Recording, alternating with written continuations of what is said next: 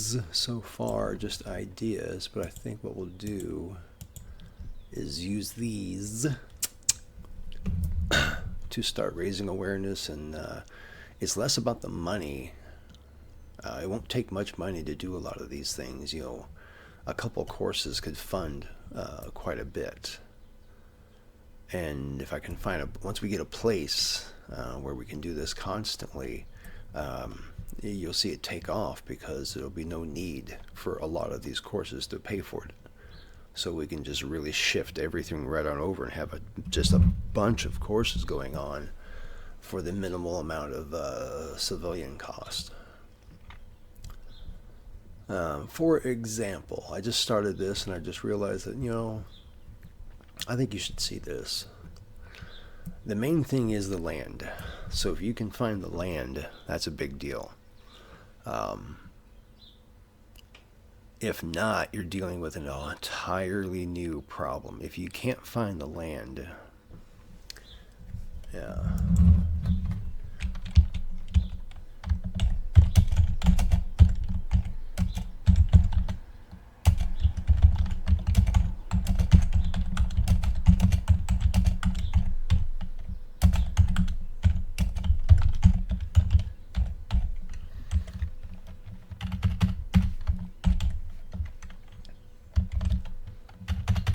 Spell today, can I? This is important for you to keep that distinction, because, you know, after being in real estate, this is very, very, very important for you to know that this whole thing is based upon that the land has been taken care of. So are you going to mortgage it? Are you going to buy it? Do you already own it? Do you have a friend who has it? Is it already a commercial property and they're going to let you blah blah? Okay, so you see what I mean? That is such a wild card, okay? So let's say once that's out of the way and you're allowed to build, the biggest part, and a lot of dance studios do this. You'll be surprised how many places do this. I know it doesn't sound attractive, but you're going to be stunned at how many people use this concept right here.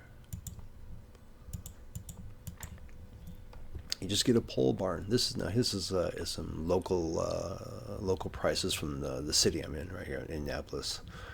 A simple pole barn, and it does not have to be that big. 15 grand, out and built. Bam, up, done. Probably in a day or two, man, you're ready to actually start construction on the inside. It's just, there you go, you're ready. The dance floor, that's something I would have to show you how to build, because this is the thing that I can't patent it. We looked into it because it's just too simple, but it does take some skill to understand. It takes dancing knowledge of the floor to know how to build this lip properly, because the floor does not behave like you think it will. It does not behave like you think it will at all. All right, because we use a laminate floor, and that laminate floor goes nuts with changes of temperature and humidity, especially if you make it a floating floor. Then it goes crazy. So there's a lot of work you have to do, and that lip's important. Berber carpet, it won't matter. If you want to have a half nice area, that's fine. I would always suggest a nice tight Berber because of the dance shoes and the leather. And we can do the whole place like that, because that's the second part of the floor, is this Berber carpet. Believe it or not, that's actually going to do a lot of the work. And then the rest of it's just like, you know, you're going to need bids on this. Insulate the roof so it's quiet when, rain or some type of hailstorm or whatever. This is critical. It's not up for negotiation. You have to have a very nice HVAC. You have to keep that place in one temperature. So if that means you need to insulate more, whatever. One temperature, one humidity. This is not open for negotiation. Obviously, you have to look into that. Construction, you have to look into that. What about permits and blah, blah, blah. See, I mean, there's a lot of stuff you have to look into. But you're only looking at about maybe 16 grand, 17 grand for, if you did all the work yourself for 17 grand for just your own. So if it's not a business, it's just for your own floor. You've got a 30 by 35 foot place with the 2 garage doors. You want to keep that because you're going to need that. You're going to need that. You're going to need that ability to dump out the moisture in the winter. Trust me, you're going to need that. If I could open the roof up in the winter, I would. That's how much moisture you're going to get in there when everybody starts dancing.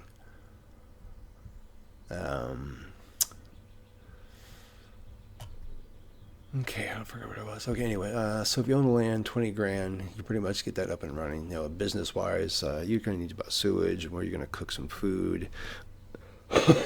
Let's say if it's your own dance hall, then who cares? You got your own kitchen and stuff like that, right? If it's a private thing where it's just on your own land, then there you go. Other prices, it changes a lot. I said the floor is too generic to patent. We checked it. There's nothing to do. But I'm not going to show you everything I've learned for free. Heavens no. I mean, I gotta fund programs and help vets out. So if you think you're going to get this for free, forget it. But essentially, a floating floor that actually makes your knees feel better. This is a fact. I've had one before, and that's what everybody said. They were just stunned by that floor. And $2 grand for a floor. So you can't even get a decent sofa. You can't get a really nice sofa set for $2 grand. I mean, a nice one. There's no way.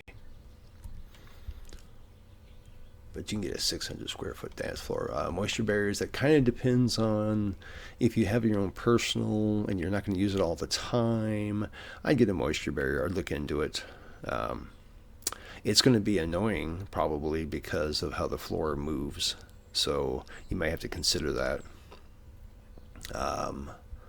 Make sure the floor is smooth on the bottom, because when it starts moving, and it will move, if it's not smooth, it might rip any type of sensitive barrier you have. It will shred it. Nothing will stop that floor when it wants to grow. Nothing will stop that floor. It will actually explode. I've seen floors explode. Okay. If you have a lot of people dancing, all that kneading of the air, like dough, of them dancing around, you won't need a moisture barrier. I mean, that air is constantly pushed around, and that HVAC keeps the moisture in 1%. So there you go. So the more you have dancing, the less you need to worry about it, because that floor does, all that dancing does the work. And there goes somebody with a very loud muffler problem. The HVAC is just critical. If you don't have a good HVAC, you just wasted a lot of money on a floor and everything else. You destroyed a lot of stuff. So you really wasted a lot of money. All right. So these are going to be the courses I think I'm going to start offering. And if anybody wants to do them, we can do a lot of these virtual. Obviously not the dance courses. But I think the more I try to add, the more that we'll be able to do stuff, virtual video calls, stuff like that, to be able to help things out. Anything I can do to get this first socially at ease little barn built. Because the inside, that's the whole thing, is when you walk inside the dance studio, it needs to feel like you're in a different world, and the easiest way to do that, and every dance studio does this, believe me, try it out. Just start wandering in them. The moment you walk in, it completely feels like a different space than the outside world. Now, standard dancing, ballet, tap, jazz, those are workout places. Those are places to work. Here's a lot of mirrors. You got your bars. There you go. But a dance studio has a completely different atmosphere. So the moment you walk in, it feels like it's a different world. And the best way every single one of us know how to do that is just you go simple on the outside, and you put the rest of the money on the inside, And since it's mainly an open floor plan, you can put a lot more work into the decoration, the paint, the sound system, the insulation, the HVAC, you know what I mean? So there you go. These are some examples only. I don't have any idea of what they would actually cost yet. But if somebody's interested, let's sit down and talk. Let's start creating. So, good luck, everybody. Have a lot of fun. Enjoy your dancing journey.